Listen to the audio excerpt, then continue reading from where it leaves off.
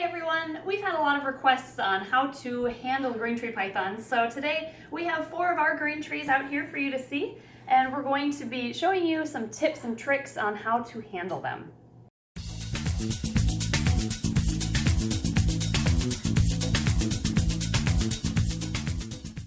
Green tree pythons are known to be kind of a more nippy species of snake, and they don't really enjoy being handled, but if you are willing to work with them and spend a lot of time just handling them and getting them used to you, then you can make them a handleable snake.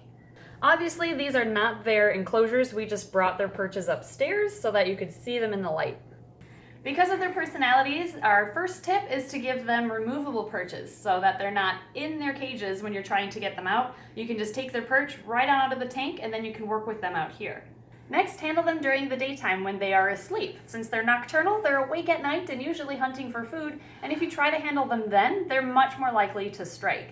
We actually tried filming this last night about an hour and a half before their lights went out, so we thought it'd be okay, but they knew their light cycle and they were already starting to get a little bit testy. You worried? Haha, you tried to Tried to get the camera? Yeah, I did. So we had to put off filming until today. When you first start handling your green tree python, you may want to use gloves just for your own protection, either one or both hands. You don't have to use them, but it might be a good idea at first. Although we don't often use gloves ourselves, we do keep a pair of these down in our green tree python room just in case we need them. First, remove the snake out of its enclosure with its removable perch so that they're out of their comfort zone. They might be a little bit more cage territorial if you try to pick them up while they're inside their enclosure. Next, since she's in a perfect strike pose here, we're gonna have to watch her body language closely. I'm going to just set my hand underneath her so she knows that I'm here. She's not gonna strike downwards. She might strike back up at me. We'll kind of see what happens here. If they come onto your hand, that works. They're probably not gonna strike at you unless you are approaching them.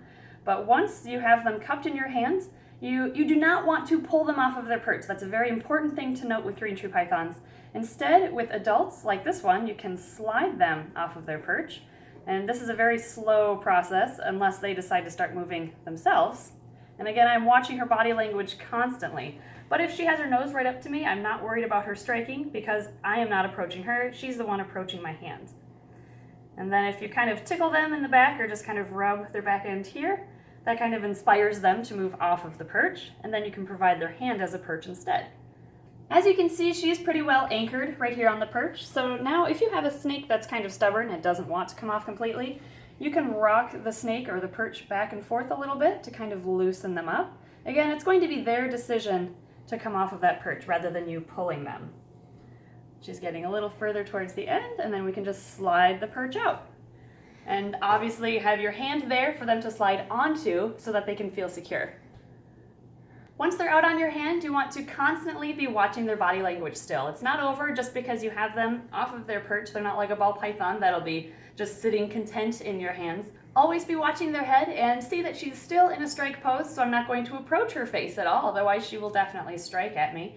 Instead, I'm just going to move her around a little bit, maybe get her used to me touching her from behind where she can't strike me. Another thing to watch out for is their tail. This is a very fragile tail on the green tree python. They have very small vertebrae. It's a very skinny tail, so make sure you're not pulling on it at all. Just let it grip wherever it wants to grip. The reason why their tail is a different color and it's so skinny is because green tree pythons will take their tail and they'll wiggle it around them to try to attract prey to come on over, thinking it's a worm.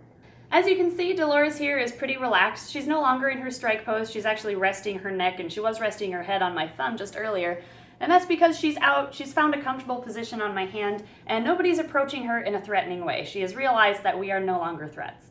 But this is Dolores. She was our first green tree python. She is a Biak green tree python, and we've had her ever since she was a little baby. So she has grown up with us, although we haven't handled her much, so it's kind of surprising how friendly she is right now. So we're going to put her back. We're going to put her back in her actual enclosure because she wouldn't want to just go back onto the stick, to be honest. So let's show you how to put your green tree back inside of its tank. To put her back in, we're going to introduce her back to her perch. Since she likes to go up, I'm going to put her underneath her second perch so she immediately finds one. And now I'm just going to let her leave my hand and find where she wants to go.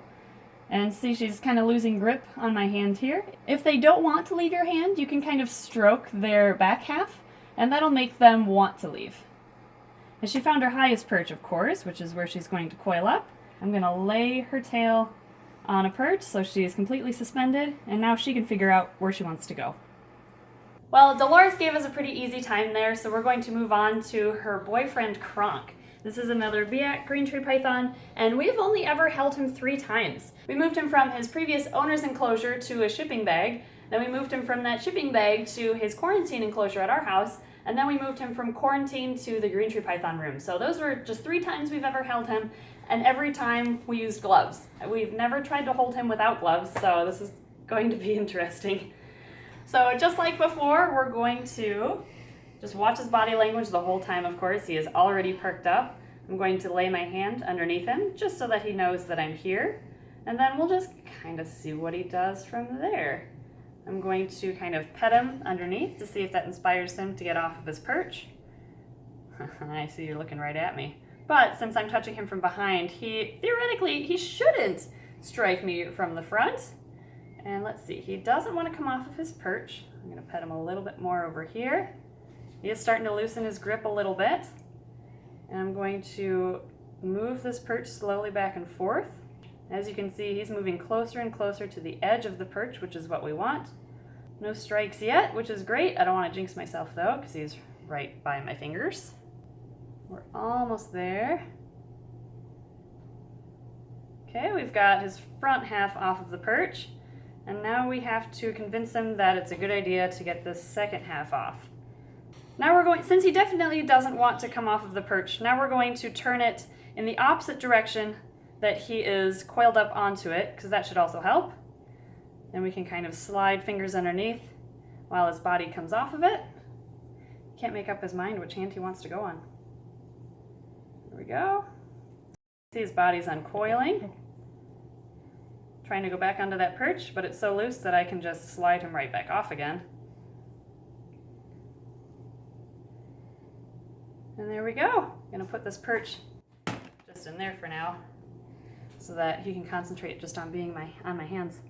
Well, that was great. We didn't get any strikes at all, and I think most of that was due to the fact that we had a very calm demeanor ourselves, so that he didn't have any reason to freak out. And we just slowly, at his own pace, allowed him to leave the perch and go onto my hand. Again, this is Kronk. He is our male green tree python, and he will be our breeder to our other females.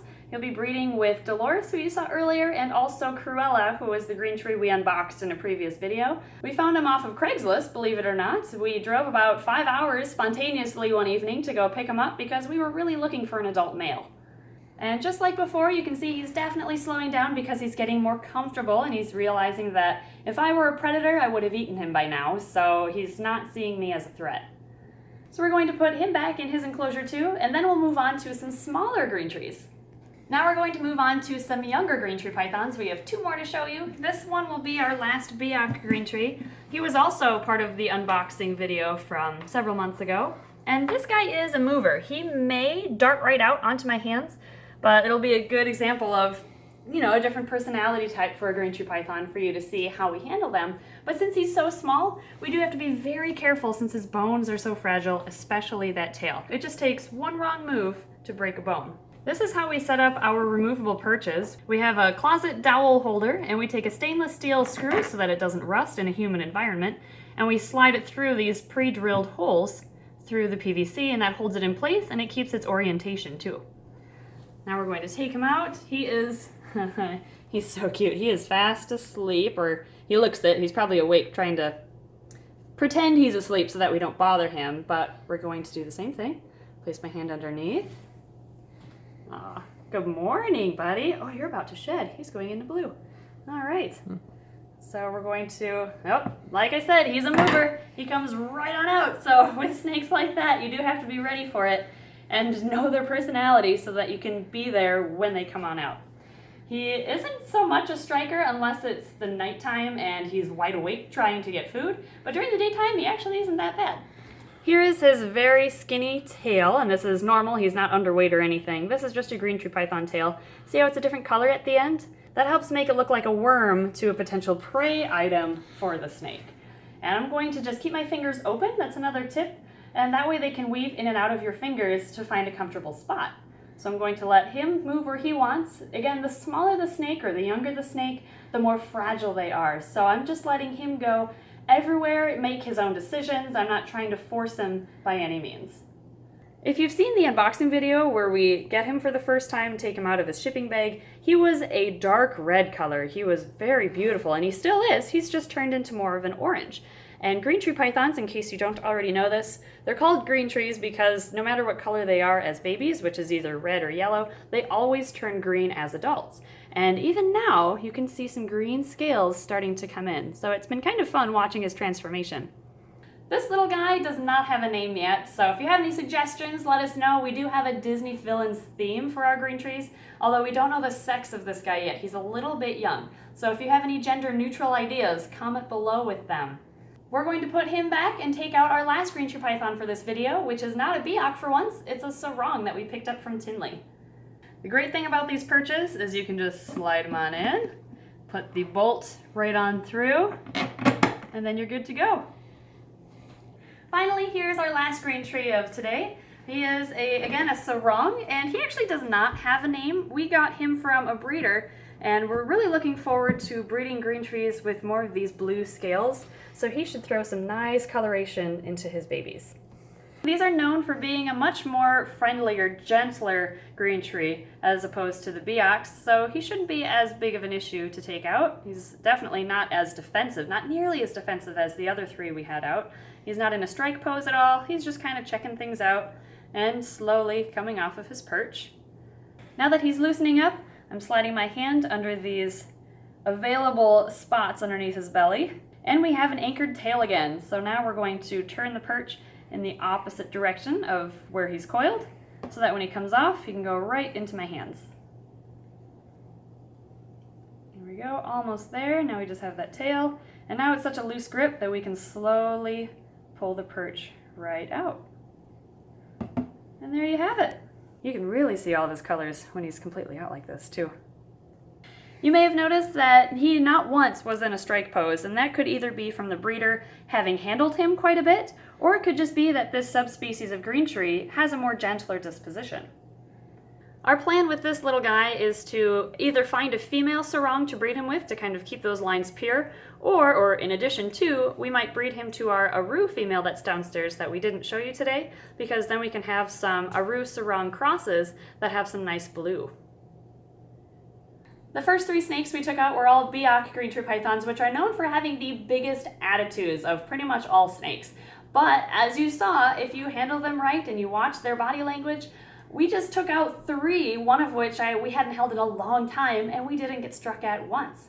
Keep in mind that you have to watch the behavior of your green tree python to see if they are okay with being handled.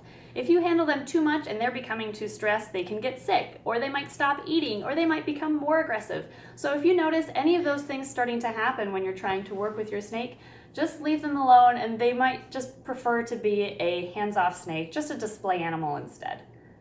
Hopefully this video helped you out. These tips should aid you in holding your green tree pythons, and don't be afraid to wear gloves the first few times until you get your confidence to start handling them without gloves.